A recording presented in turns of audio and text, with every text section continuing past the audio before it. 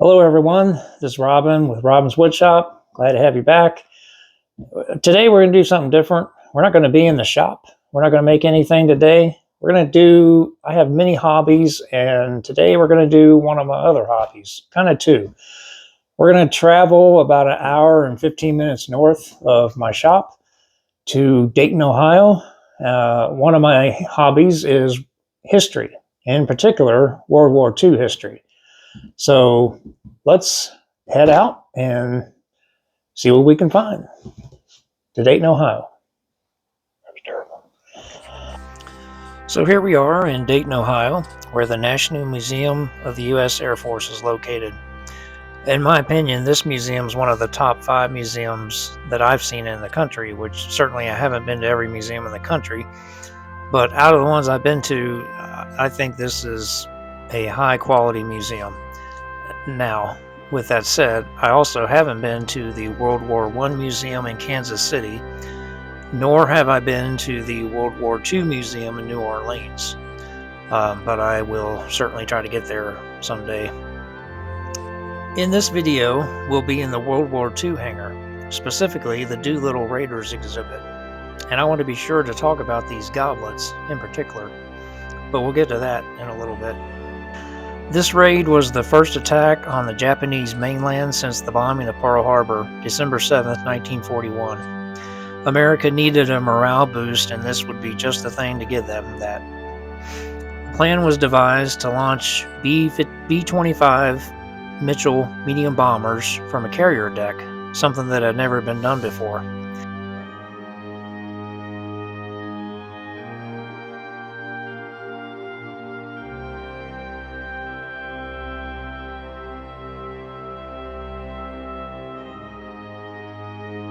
This exhibit shows an actual restored B-25 tied down to a simulated carrier deck and being loaded with bombs. The aircraft carrier used on this mission was the USS Hornet. Lieutenant Colonel James Doolittle was picked to train the crews and lead the mission. The plan was to launch close enough to Japan to make the bombing run and then fly to China. China had agreed to let them land in their country. They had been dealing with Japanese invasions for several years prior to this and welcomed the thought of an attack on the mainland of Japan.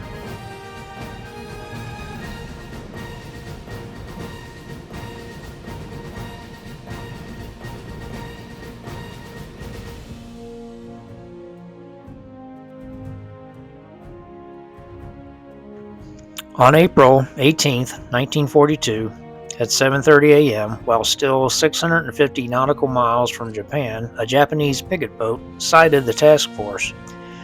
Fearing that they had radioed Japan of the sighting, the ship was sunk, and the mission was launched even though it was much farther out than planned and made getting to China doubtful. All of the planes launched successfully and made their bombing run.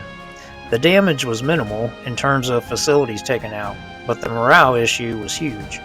Not only did it boost America's morale to report that Japan had been bombed, it weakened the Japanese people's morale because their homeland had now been attacked. Also, other Japanese forces, be it Navy or Air Force, had to be called back to protect the homeland and couldn't be used elsewhere in their war effort.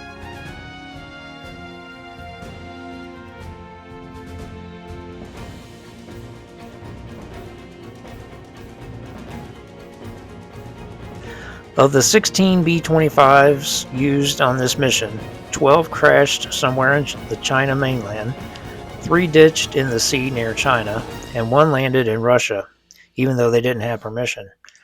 3 crew members died in the crashes, 8 were captured by the Japanese, 3 of those executed, 1 died in captivity, and 4 were POWs until the end of the war.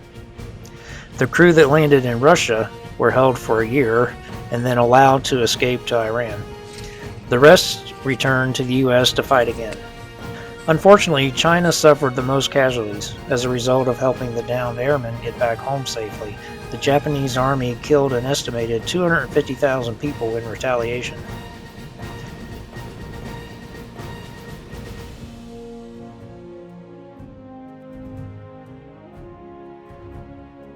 The exhibit shows several artifacts like flight jackets and gear that the crews would have carried and clothing that the Chinese gave to the crew members to help them keep from being captured.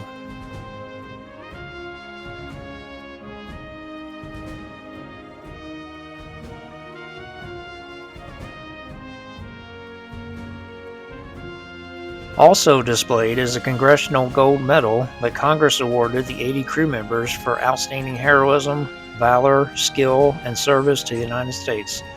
This was awarded in 2014. Also on display is the U.S. Air Force Association Lifetime Achievement Award, presented to the Doolittle Raiders. This award recognizes a lifetime of work in the advancement of aerospace. Now to one of the displays that I find fascinating, the Doolittle Raiders goblets. In December 1946, the Doolittle Raiders got together to celebrate General Doolittle's birthday. From then on, they had a reunion once a year.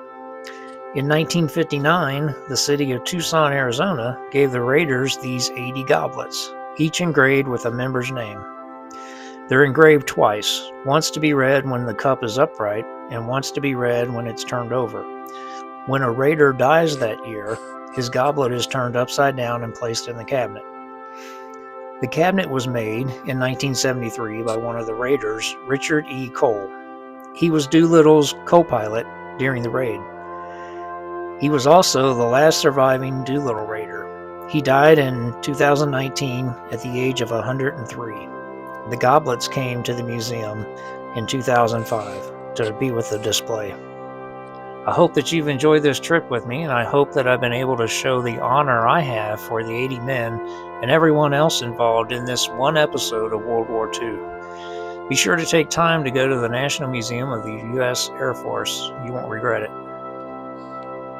Thank you.